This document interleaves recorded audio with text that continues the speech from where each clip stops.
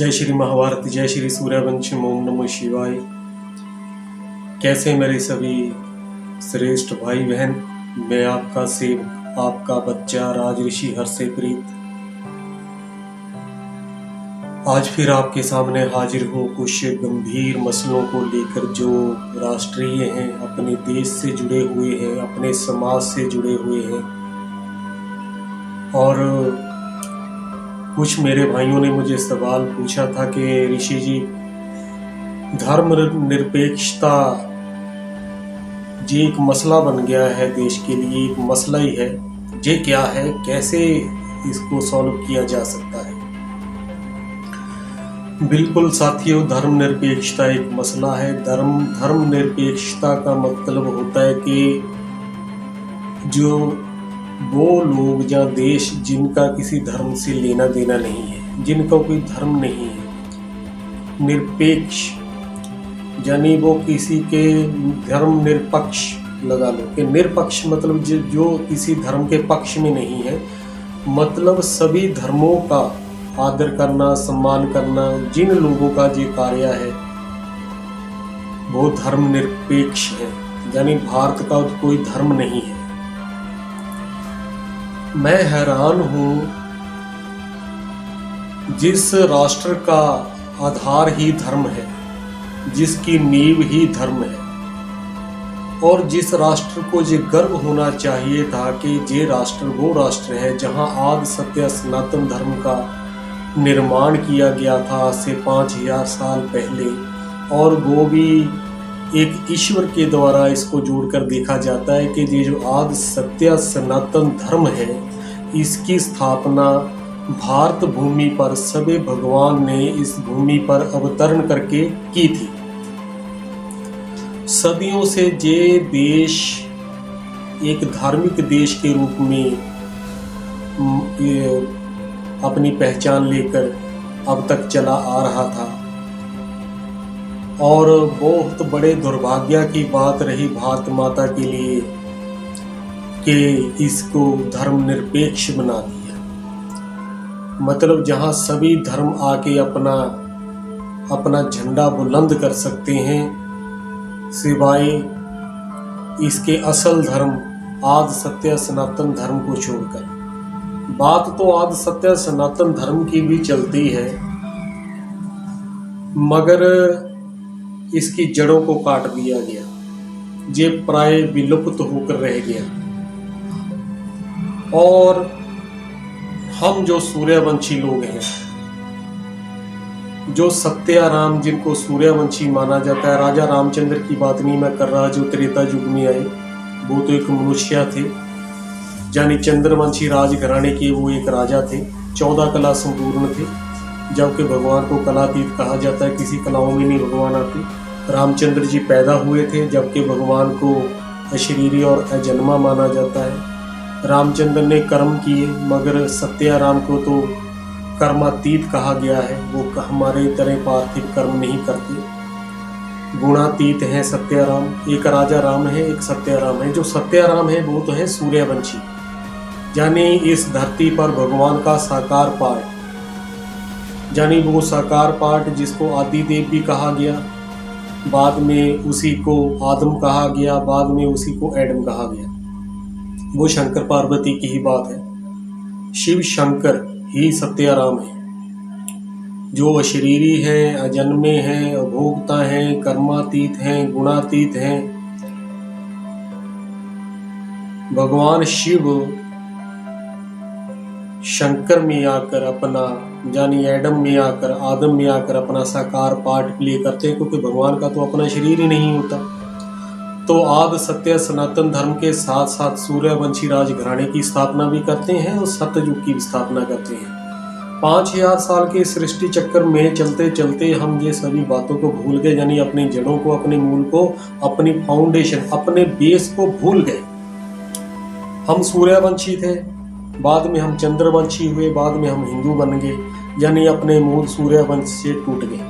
पहले हम आदि सत्य सनातन धर्म को मानने वाले थे, फिर हम हिंदू धर्म में तब्दील हो गए, अपने आप को हिंदू कहने लग गए, अपने धर्म को हिंदू धर्म कहने लग गए। हिंदू धर्म जिसका कोई बेस नहीं है, कोई इतिहास नहीं है, कोई मूल नहीं है, कोई फाउंडेशन नहीं है, कोई इतिहास नहीं है, हमारे धर्म शास्त्रों में इसका कोई जिक्र नहीं है, ना हिंदू धर्म का ना हिंदू का। वो सभी सुनी सुनाई बातें, वो सारी काल्पनिक बातें जिनका कोई आधार नहीं है, हमने अपने साथ जोड़ ली और अपने मूल से टूट गए, अपनी जड़ों से टूट गए। तो जे देश बन गया धर्मनिरपेक्ष राष्ट्र, जे भारत माता की बहुत बड़ी जे एक बदनसीबी है। भारत माता के साथ जे एक तरह से बहुत बड़ा अन्याय है और कुछ ताकतें लगी हैं आज इस देश को आद सत्य सनातन धर्म के लोगों का सूर्यवंशी एक राष्ट्र बनाने के स्थान पर, जो कि होना चाहिए, हिंदू राष्ट्र बनाने में लगी हैं, जो एक और कील ठोकना चाहती है दुर्भाग्य का भारत माता की पीठ में। आज भी समय है, अगर भारतीय लोग अपने धर्म आद सत्य सनातन धर्म को वैज्ञानिक आधार पर, तर्क के आधार पर, प्रमाण की रीति से समझ लें, तो कोई कारण ऐसा नहीं है कि पूरा विश्व इस सनातन धर्म को सलाम ना करे, इसको ना माने, इसको ना अपनाए। ये एक राज ऋषि का दावा है। मगर हमें अपने धर्म शास्त्रों को, रामायण को, महाभारत को वैज्ञानिक रीति से, आध्यात्मिक रीति से या प्रमाण की रीति से समझना होगा कि वो अलंकारों और प्रतीकों का इस्तेमाल करके लिखे हुए धर्मशास्त्र हैं, वो वैसे बिल्कुल नहीं है जैसे हम उनको पढ़कर मानते चले आ रहे हैं। महाभारत की गाथा है, चाहे रामायण की गाथा है, वो अलंकारिक गाथा है जिसमें प्रतीकों का इस्तेमाल हुआ है, जिसमें मुहावरों का इस्तेमाल हुआ है और कवियों द्वारा, श्रेष्ठ ऋषियों द्वारा वो लिखे गए। वो बिल्कुल भी वैसे नहीं है जैसे हम शाब्दिक अर्थों में उनको मानते चले आ रहे हैं। अब भी जाग जाओ, अभी भी समय है, वरना ऐसी दुर्दशा होगी कि सिवाय पछताने के कुछ और हाथ नहीं रहेगा आपकी। जे भारत के बुद्धिजीवियों को मैं चेतावनी देता हूँ, अब भी बाज आ जाओ। अब भी जे धर्म के नाम पर जो पखंड आप फैला रहे हो, जे जो मैथोलॉजिकल स्टोरी आप लोगों को सुना रहे हो, दंत कथाएं सुना रहे हो, जे कह के जे ऐसी हुआ था, आपकी इन मूर्खताओं की वजह से भारत माता ने बहुत दुश्वारियां झेली हैं, बहुत दुख झेला है। भारत ने ही नहीं, पूरी मानव जाति ने। जे रामायण, जे भगवत कथा, जे महाभारत की कथाओं को आध्यात्मिक रीति से पहले समझें फिर सुनाएं, वरना आप लोगों ने पूरे भारत में ही नहीं पूरे विश्व में इतना ज्ञान फैला दिया है, इतनी अज्ञानता के अंधकार में मानव जाति को आपने ग्रस्त कर दिया है, गुम कर दिया है। इतना बड़ा आपने नैतिक कार्य किया है, अधार्मिक कार्य किया है, लोगों को पथ भ्रष्ट करने का आपने कार्य किया है। अगर अभी भी आप जो अपने आप को गुरु जी, शंकराचार्य जी, पंडित जी, ब्राह्मण जी, फलाना कथावाचक, धींगड़ा कथावाचक, श्री पिता श्री, जे आप सब लोग बाज आ जाओ। मैं अभी आपको चेतावनी देता हूं, अभी भी समय है, संभल जाओ। जे ड्रामेबाजी बंद करो, जे अप्रामाणिक बातें आपकी, धर्म से लोगों को दूर करने वाली बातें आपकी, ईश्वर से इंसान को दूर करने वाली आपकी कथा कहानी है, जिनका आपको रत्ती भर भी इल्म नहीं है, ज्ञान नहीं है कि इनका भाव अर्थ क्या है, ये सुनानी बंद करो। ये जो आपने बड़े बड़े आश्रम, मठ, मंदिर, धार्मिक स्थान बनाए हैं, ये कोई भी मानव जाति के काम नहीं आए। धार्मिक रीति से किसी का कोई उत्थान नहीं हुआ, पतन हो गया। कोई इंसान धार्मिक नहीं हो पाया, कोई इंसान में नैतिकता नहीं आप पैदा कर सके, इंसानियत नहीं पैदा कर सके। आपने मानव जाति को जे पाठ, पूजा, व्रत, कथा, व्रत, जे पता नहीं यज्ञ किस किस आपने फोके नंबरों में उलझा के रख दिया। आप बाना तो भगवा पहन लेते हो, दिखावेबाजी करते हो, ज्ञान आपको रत्ती भर भी नहीं है। ना आपको ईश्वर का ज्ञान है, ना इंसान का, ना भगवान का, ना सृष्टि चक्र का, ना युगों का। अगर होता तो आज मानव जाति का ये हाल ना होता। संभल जाओ अभी भी, मैं चेतावनी देता हूं आपको। तो ये धर्मनिरपेक्षता का भाव बनता है मेरे साथियों। ये दुर्भाग्य है हमारा कि हमारा देश एक धर्मनिरपेक्ष है। हम आदि सत्य सनातन धर्म को मानने वाले सूर्यवंशी लोग हैं और हमारे पूर्वज सूर्यवंशी थे। हमारी कोई भी पहचान किसी भी रीति से ना तो हिंदू बनती है ना साबित होती है, ना ही कोई हिंदू धर्म होता है। हमारा एक ही शास्त्र है, वो है आदि श्रीमद् भागवत गीता ज्ञान। वो भी वैसा नहीं है सत्य गीता ज्ञान जैसा हमें उस किताब में भगवत में पढ़ने को मिलता है। कोई कृष्ण ने गीता का ज्ञान नहीं दिया था, ना युद्ध के दौरान दिया था, ना ही कोई कौरव पांडव और यादव की ऐसे सेना थे लोग, मगर उनको अलंकारिक रीति से प्रतीकों के आधार पर लिखा गया है। पांडव भी थे, कौरव भी थे, यादव भी थे, और युद्ध होने से पहले ही ये ज्ञान दिया गया था। मगर ये कोई कुरुक्षेत्र में होने वाला युद्ध नहीं है। ना ही पांडव कोई सूर्य का पुत्र बता दिया,